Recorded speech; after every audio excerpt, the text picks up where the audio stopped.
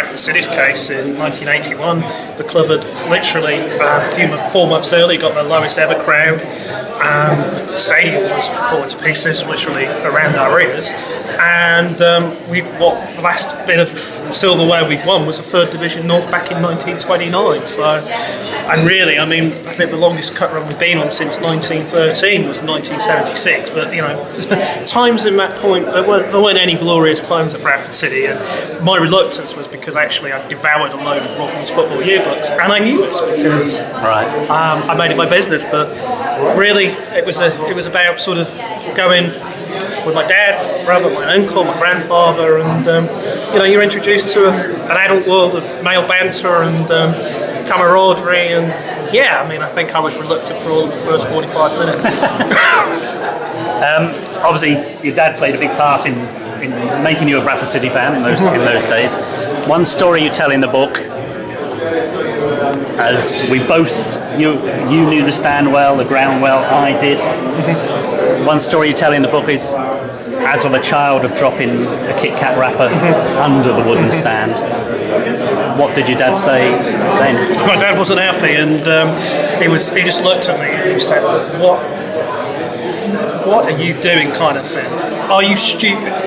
And I was like, my dad didn't often get angry, and I was a bit sort of taken aback because Dad didn't get angry as a rule. And I said, what do you mean? I said, stand, it's fire hazard, can't you see it? It was sort of, can't you see it? Looking around at the people sort of around us, because we had season tickets in C Block at the time, trying to find sort of support for the people I bantered with. Not one person actually provided anything. Right. So there was an awareness of the state of the stand, but the interesting thing was that my father actually insisted that I actually tried to get the Kit Kat wrapper out. So I actually ended up literally on the floorboards of the main stand at the back with my Parker arm down the back row we were sat on, literally trying to fish it out. And the only thing that could be fished out were cobwebs, which actually, when my arm came out, were literally just covering my arm. So, you know, I tried, and you know what kids are like, I'd be 8 or 9 at the time, quite dexterous little beings, aren't they? And yeah, there was nothing at the bottom of that stand other than I think I felt a bit of soil and just like cobwebs, which I suppose it had its own little microenvironment. It did, didn't it? Not half. Fast forward, obviously, 3 or 4 years to the ill-fated day. The conversation you had in the car going, what was it you said to your dad at age 12 on the way about what would he want? Yeah, I mean, because my mum had lost her father at the age of 12, and before we left that day, sort of, my brother had broken a radio-controlled car which we got the over for a weekend. And my mum ended up shouting at me, ended up going and sitting in the car by myself until we left about 30-40 minutes later, reading the Daily Telegraph. And on the way up, he sort of said, yeah, try and see it from my mum's position, because remember, your mum did lose her dad at your age, and she's finding it a little bit tough. I mean, not the time. Right. So, I guess in trying to sort of find that empathetic sort of bond and understanding, I just asked my dad, what would he want from me if he was to die? Little realising that literally I was being told by a guy who would be dead a little more than 4 or 5 hours later. At the age of 34, his initial reaction was, come on son, I'm 34, I'm not exactly going to die anytime soon, am I? I just said I'd like to know, and he told me, and you know, it was sort of the old cooling towers by Sheffield. Yes, Tinsley Viaduct. Yeah, I remember sort of, he was just trying to sort of get that feeling of seeing it from my mum's perspective, because it was something which at that point I couldn't comprehend. I mean, little did I know what was going to unfold later that day, but at that time it was just really trying to find that sort of empathy and trying to find that understanding. How did you come to be separated from dad, brother, granddad, uncle? We were moving as fast as the stand could allow you to. I mean, if you go to a football game today, you find yourself at the front at Arsenal. It could take 10 minutes to get out. Sure. Because the gangways are only so narrow. And at Bradford, they were very narrow, one-person gangways. So effectively, it emptied out backwards. Sort of the front row of the rear section, which is where the 5 began, and then the row behind it, row behind it. We were second, third row from the back. And I remember sort of seeing these flames down underneath the stand. I thought, that doesn't look particularly good. So I swore. My dad clipped me around the ear. I pointed the flames out. Literally, we're just tips, literally no longer than my fingertips now. And ultimately, because it was the second time I felt I'd been unfairly reprimanded that day, my uncle suggested the kids. My dad went with the kids. My dad suggested me and my brother went together.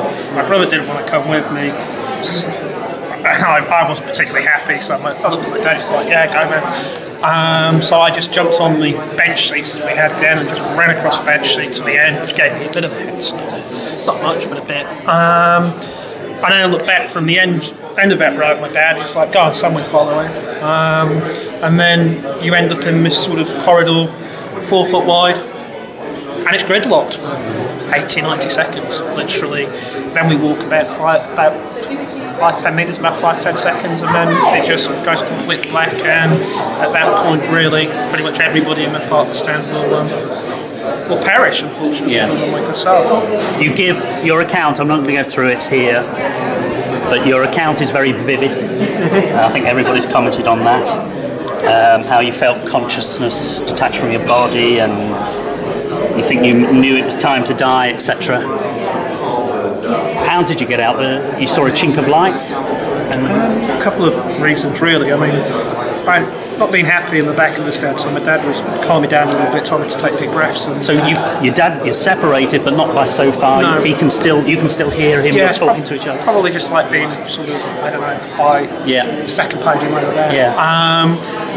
So he calmed me down, deep breaths. So I was taking these deep breaths in, deep breaths out. I'd taken a deep breath in, thankfully, and then it was just like someone to switch the lights off. And I had a lung full of clear air, and I was like, and I just gingerly as I could, because I thought it's not quite right here, gingerly as I could, I sniffed it, gingerly as I could.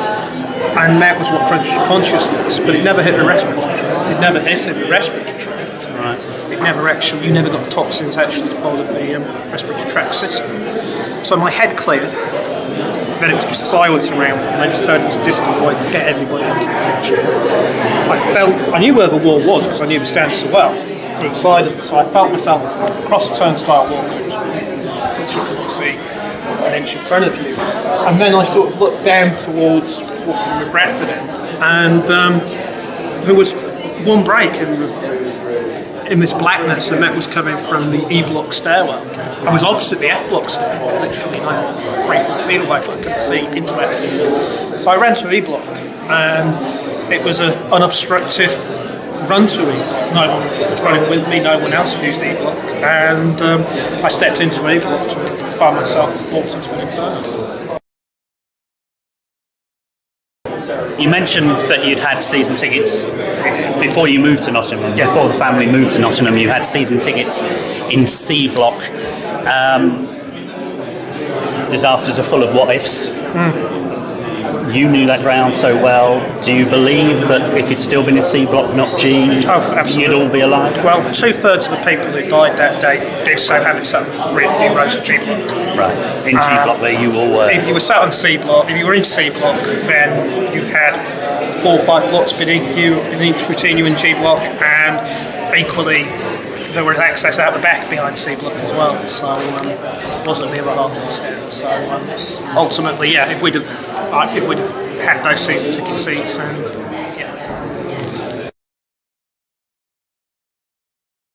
Do you know who threw you on the pitch? Somebody chucked you on the... I mean, it was chaos down there. There were heroes. Heroes on the day. Full of heroes. I mean, there was 40. I think there was 45 police officers documented as at least having saved one life that day, and it would have been at least one life. But for those police officers, but for those fans, many of whom were not documented, it would have been a 3-figure death toll. There's no doubt about that.